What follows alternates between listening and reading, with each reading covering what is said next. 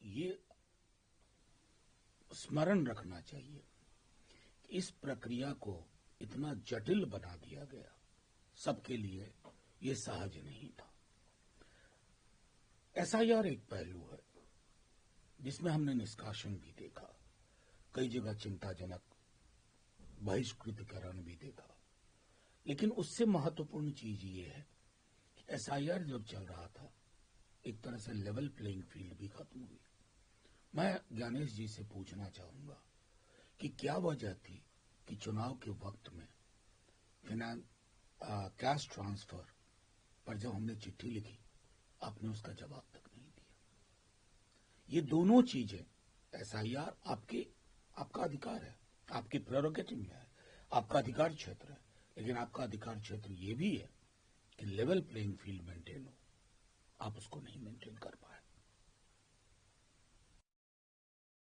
ED का और इसके बाद जो घटनाक्रम हुआ सब कुछ आपके सामने है, फिर कोर्ट में मामला गया, सुप्रीम कोर्ट में, अब वहाँ पर ईडी के जो डायरेक्टर हैं वो पहली बार वहाँ विजिट करने जा रहे हैं। अब देखिए, ईडी का डायरेक्टर कहीं जाए और वो भी खबर बने, ये अपने आप में हम अपने देश की हालत देख लें। और मैं तो अक्सर जब ईडी की इन गतिविधियों को देखता हूँ, चाहे कुछ भी हो सकता है मेरिट हो इस केस में, लेकिन ये अचानक चुनाव की ईव पे ही आपको क्यों नजर आता है, या आपको नजर डालने के लिए कहा जाता है। माननीय सर्वोच्च न्यायालय की भी जो ईडी की कार्यशैली के बारे में टिप्पणी रही है बीते दिनों, वो अपने आप में ईडी के लिए आईना देखने का वक्त था। शायद आईना भी उन्हें किसी से पूछ के ही देखना होगा, यही विसंगति है। दूसरी तरफ अखिलेश यादव भी सनातन धर्म की परंपरा है उसको तोड़ने का काम कर रही है, जिस तरह से प्रयागराज में। देखिए, मैं मानता हूं ना कि ये धर्म की प्रोप्राइटरशिप किसी पॉलिटिकल पार्टी या कोई एडमिनिस्ट्रेशन अपने हाथ में ले ले, ये उचित नहीं है। इस देश को गांधी से बड़ा धार्मिक कोई नहीं मिला, सबसे धार्मिक। खत की शुरुआत, चिट्ठी की शुरुआत होती थी राम के नाम से, जय हिंद से समापन होता था। उनसे बड़ा धार्मिक व्यक्ति तो कोई नहीं था, लेकिन धर्म उनके लिए सार्वजनिक जीवन में विसंगतियों को पैदा करे, ऐसा उन्होंने नहीं होने दिया। क्या हम गांधी से नहीं सीख सकते? आजकल तो कंपटीशन चला हुआ, आप मुझसे ये सवाल पूछ रहे हैं, शाम को टेलीविजन डिबेट में एक तरह के लोग बिठा दिए जाएंगे, बात संविधान के दायरे में नहीं होगी, बात उन मसलों पे होगी जिन मसलों को हम बहुत पीछे छोड़ आए थे। हैं केंद्रीय मंत्री हैं, खड़े हैं कि पिनराई विजयन अगर एनडीए में शामिल हो जाएंगे तो केरला को हज़ारा फंड मिलने लगेगा। अब अठावले साहब के बयान को मैं क्या कहूं, थोड़ा पार्टियों का इतिहास भूगोल भी जान लें। रिपब्लिकन पार्टी तो आपकी वाली है नहीं, communist party of India, Marxist या कोई भी, ये सारी रवायत परंपराएं। अठावले साहब, आपको मुबारक। आप तो कई बार कह चुके हैं कि जब इधर वालों की सरकार बनेगी तब भी मैं मंत्री बनूंगा, तो मैं क्या ही कहूं।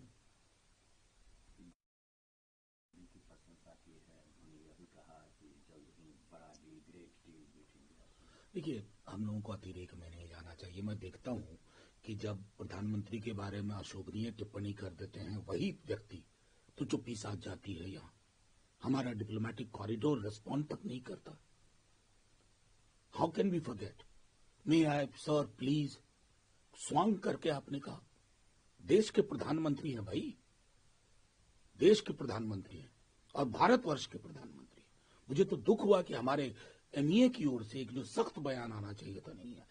अब फिर देखिए, ये बहुत इनकंसिस्टेंट व्यक्ति हैं, और अगर इनके बारे में जानना हो ना तो मैं आग्रह करूंगा, इस देश में सब लोग 17-18 मिनट की स्पीच मार्क कार्नी की, जो कैनेडियन प्राइम मिनिस्टर है, उन्होंने उघेर के रख दिया, उसको सुनना चाहिए। केस में दिल्ली के राजौरी कोर्ट ने सज्जन कुमार को बरी कर दिया है। जनकपुरी और विकासपुरी सिकंद के मामले में कोर्ट ने उनको पूरी तरह से डिस्चार्ज किया है मर्डर के। देखिए, मेरा मानना है बहुत संश्लिष्ट विषय है जुडिशियल आर्किटेक्चर में, नीचे से ऊपर तक अगर दस्तावेज हैं, क्योंकि वो बहुत दुखद पहलू हमारे इतिहास का, जैसे नल्ली है, गुजरात 2002 है, उसी तरह 84 है। इसका रेजोल्यूशन होना चाहिए, क्लोजर होना चाहिए। हीलिंग अभी तक नहीं हो पाई है। तो मैं उम्मीद करूंगा कि अगर साक्ष्य सबूत हो तो आगे क्या होता है।